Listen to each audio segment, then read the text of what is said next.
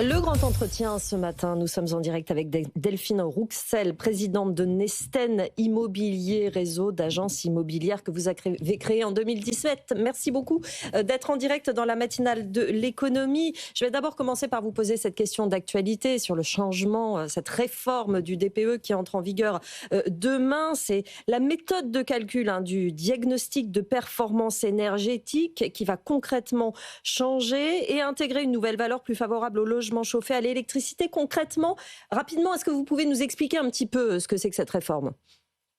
En fait, cette réforme a pour objectif d'harmoniser déjà des contraintes européennes, et elle vient d'une directive européenne qui était que la transformation de l'électricité avait un coefficient de 2,3 et passe à 1,9. Donc c'est effectivement un point positif pour le logement en France, puisque ça va ramener sur le marché du logement à peu près 800 000 logements.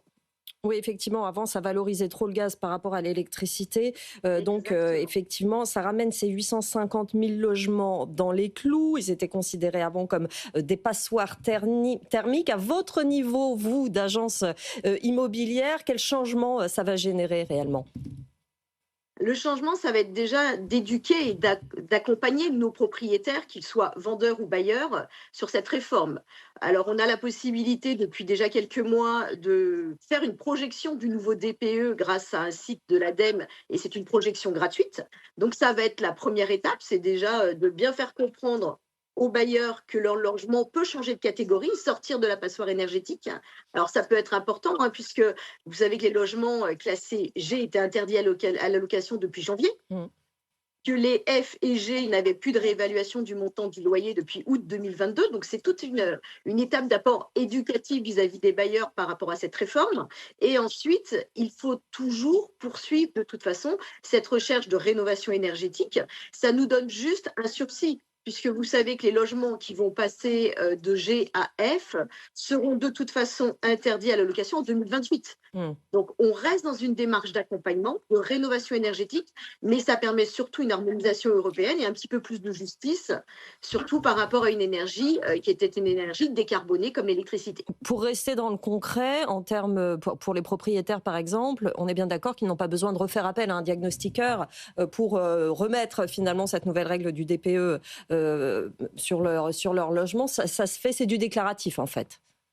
C'est du déclaratif, il faut se connecter à un site de l'ADEME, il faut vérifier l'évolution ou non du DPE concernant le bien Mm. et ensuite revoir la catégorie et la classification du bien par rapport aux annonces immobilières. Mais c'est surtout une bonne nouvelle, j'ai envie de vous dire, pour les Français en recherche de logement, puisqu'on a un marché locatif qui était complètement asphyxié et ça va permettre, avec l'apport de ces 800 ou 850 000 logements, Mm. d'avoir une offre plus importante, d'avoir moins de difficultés à se loger. Je ne sais pas si vous aviez entendu parler de cette étude, mais en 2023, on parlait de 17% de jeunes actifs ou d'étudiants qui avaient été acceptés sur Parcoursup, qui renonçaient à leur projet faute de logement. Oui, il y a des vraies conséquences économiques sur la recherche d'emploi et sur la Exactement. mobilité géographique, effectivement. Néanmoins, c'est vrai que ça reste un calcul mathématique. Vous l'avez dit, ça donne de l'air au secteur dans son ensemble. Mais comme vous l'avez dit aussi, il faut accélérer sur la transition, accélérer sur Oui. la rénovation. Et ça, est-ce que ça va réellement inciter les propriétaires à le faire ? Alors les propriétaires sont déjà préoccupés puisqu'ils sont concernés, ils connaissent leurs DPE, on réévalue les DPE, même pour les biens qui sont loués depuis de nombreuses années. Donc ils sont de toute façon engagés dans cette démarche. Mm. On a aussi avec un partenaire qui s'appelle la SNEXI un DPE projeté. Alors ça c'est extraordinaire puisqu'en fait on peut travailler avec notre propriétaire sur des axes de travaux. Ça va être changer les fenêtres, ça va être revoir l'isolation, vérifier le mode de chauffage ou changer ce mode de chauffage. On peut mettre un investissement en face de cette rénovation et on peut voir immédiatement l'effet de ces travaux sur le DPE.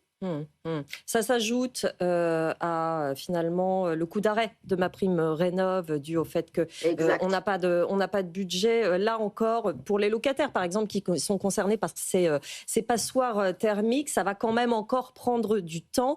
C'est de façon générale un petit peu ce qui posait problème au secteur, c'est que finalement depuis la loi climat et résilience il y a 4 ans et demi, les secteurs étaient étranglés par un calendrier qui changeait tout le temps et qui allait trop vite.